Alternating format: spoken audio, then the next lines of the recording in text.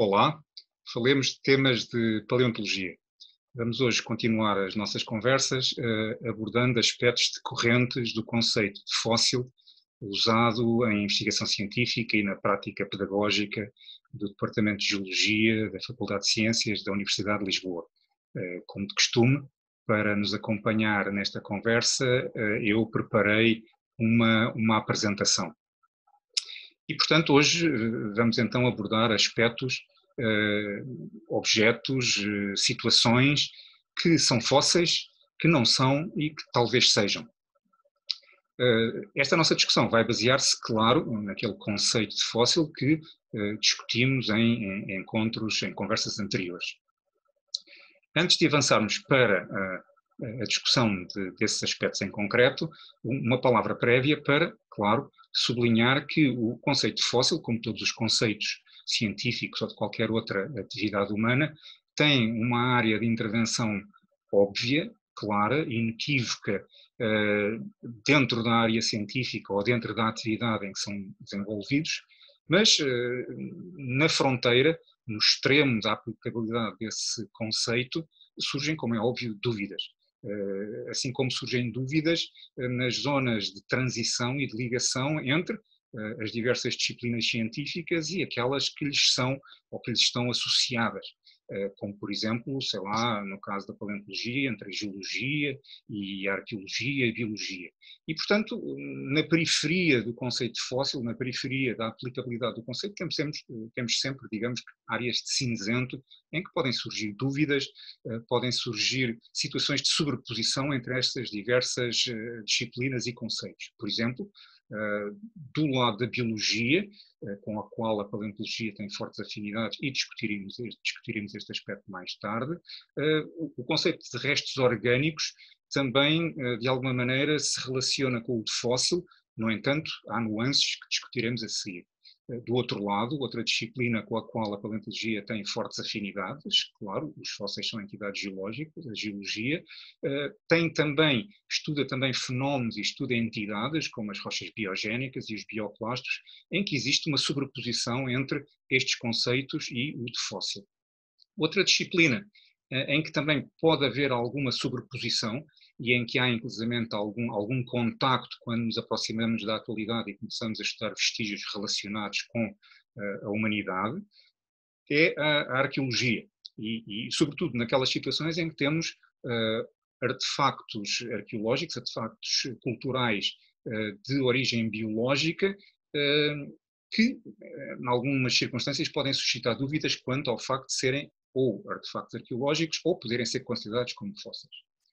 Outro aspecto a ter em conta é que, e isto decorre do conceito que nós usamos, o que define um fóssil não é a sua idade.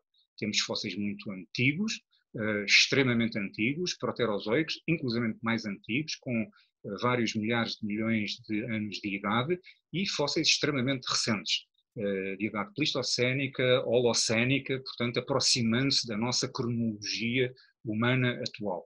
Por outro lado, também não é o estado de petrificação do fóssil, nem, digamos assim, o grau de afastamento do objeto que nós consideramos como fóssil do resto orgânico original, já que, por exemplo, podemos ter fósseis holocénicos ou fósseis pleistocénicos, em que inclusivamente, como no caso aqui assim deste jovem mamute mumificado, congelado, em que temos a conservação da matéria orgânica original.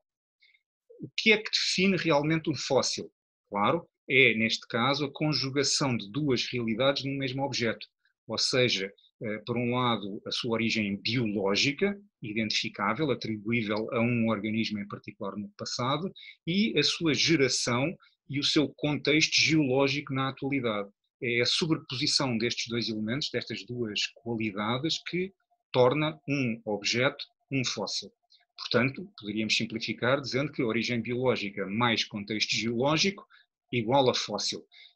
Claro, desde que não exista intervenção humana, desde que não haja nenhum aspecto cultural associado à criação deste objeto, desta entidade. Assim, vejamos, comecemos por discutir, enfim, detalhar um pouco a relação de restos biológicos e fósseis. Para, de alguma maneira, orientar a nossa discussão, eu criei um semáforo paleontológico, aqui assim representado, em que as três luzes do semáforo representam, a origem biológica daquela entidade, 2, o seu contexto geológico e 3, a possibilidade de estabelecermos uma relação inequívoca entre aquilo que temos hoje em dia e o organismo que lhe deu origem no passado. Assim, reparem, neste caso temos aqui algumas conchas de moluscos bivalves na maré baixa, numa qualquer costa, por exemplo, do nosso país, e o que nós constatamos é que, quanto ao ponto 1, temos claramente uma origem biológica para estes vestígios. No que diz respeito ao ponto 3, nós conseguimos claramente estabelecer uma relação entre cada uma destas conchas e o organismo individual que lhes deu origem. Já no que diz respeito ao ponto 2, estar inserido num contexto geológico, ter sido gerado por processos geológicos, aqui a coisa complica-se. De facto, estes restos não estão inseridos no sedimento, ainda não fazem parte do registro geológico deste contexto, desta região, e como tal, não têm luz vermelha neste caso, não são considerados fósseis. Já não são organismos, ainda não são fósseis. Falaremos destes aspectos e desta transição mais tarde. Agora imaginem que, como resultado da dinâmica litoral, das marés, estes vestígios eram sepultados, cobertos pela areia. Acabámos de ver isso acontecer à frente dos nossos olhos, vou repetir, agora mesmo. Bom, então neste caso, nós já temos luz verde no ponto 2, estar inserido num contexto geológico, uma vez que estes restos de natureza orgânica já estão dentro daquele meio geológico que é o sedimento da praia ou de um fundo marinho. Reparem, o tempo envolvido na formação destes fósseis é mínimo. Este processo, como nós vimos, ocorreu há 2 minutos atrás. Portanto, estes fósseis que agora têm 2 minutos de idade, digamos assim, daqui a 10 milhões de anos terão 10 milhões de anos de idade. Tudo começa com a idade zero. Uma outra situação, aqui envolvendo artefactos arqueológicos. Reparem, temos aqui assim uma taça egípcia manufaturada a partir de um material geológico, um calcário numulítico. As nummulites eram organismos unicelulares que possuíam uma carapaça carbonatada, neste caso. Normalmente os foraminíferos eram organismos microscópicos, neste caso são macroscópicos, ou seja, são visíveis à vista desarmada, podendo ter inclusive vários centímetros, até 10 centímetros de diâmetro. Pois neste caso aqui temos uma rocha que é constituída em grande parte, pelos restos destes organismos e, portanto, neste caso não temos dificuldade em identificar nesta rocha os fósseis desses foraminíferos, das nummulites. A taça é um artefacto arqueológico, o material que é feito é um material geológico, uma rocha biogénica essa que contém fósseis. Neste caso aqui temos um calcário biogénico, portanto um objeto natural, constituído pela acumulação de restos esqueléticos de organismos do passado. Estão aqui a reconhecer, neste caso, conchas de gastrópodes, conchas de búzios marinhos, pois neste caso temos claramente um fóssil de gastrópode. Mas e quanto a estes pequenos fragmentos de outras conchas que nós vemos por aqui? Serão fósseis? Serão bioclastos, ou seja, serão fragmentos biogénicos que entram na constituição desta rocha? Poderão ser ambos? Bom, neste caso, reparem, no que diz respeito ao ponto 1, tudo claro, no que diz respeito ao ponto 2, contexto geológico também, no que diz respeito ao ponto 3, luz amarela, porquê? Porque depende da nossa capacidade de sermos conceptualmente capazes de estabelecer uma relação entre aquele fragmento, normalmente minúsculo, e o organismo que lhe terá dado origem.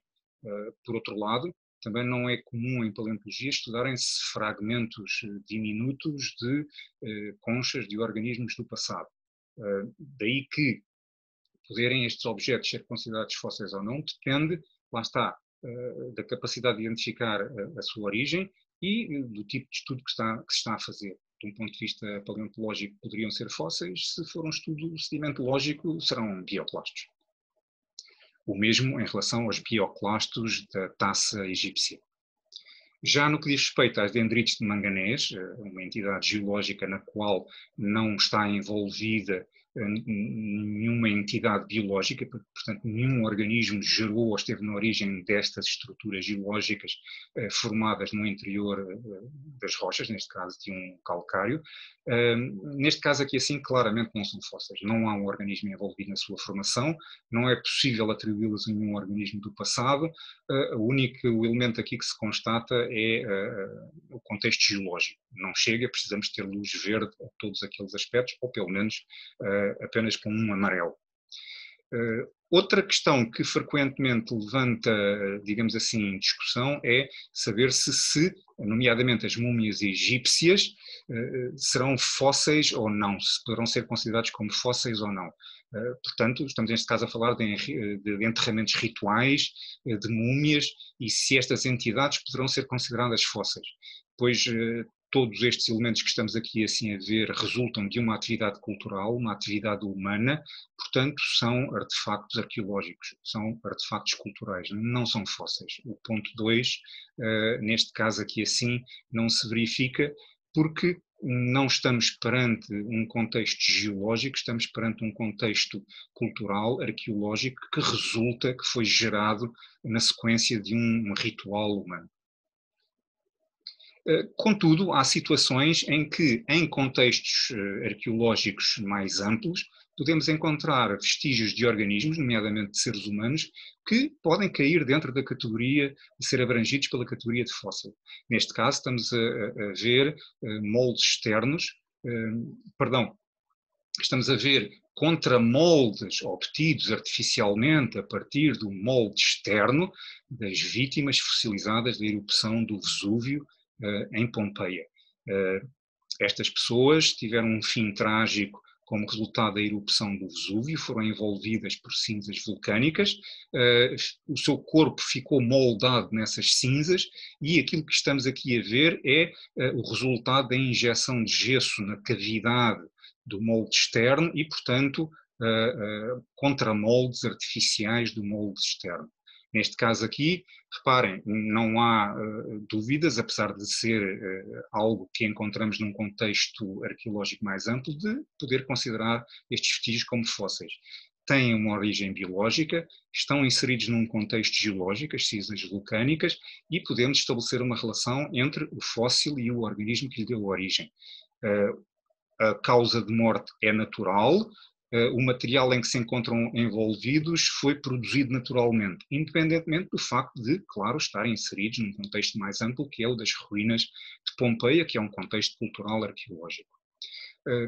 Recapitulando, para terminar, vimos algumas situações de sobreposição, nomeadamente entre o conceito de fóssil e vestígios que também podem ser estudados da antropologia, no caso dos restos humanos. Alguns poderão ser considerados fósseis, outros nem por isso. Depende da análise dos 3 tópicos do semáforo paleontológico, como vimos. Já no que diz respeito àqueles objetos que resultam de atividades culturais, que resultam de enterramentos rituais, então esses, tenham origem biológica ou não, sejam restos humanos ou de qualquer outro organismo, não são considerados fósseis, são, sim, artefactos culturais.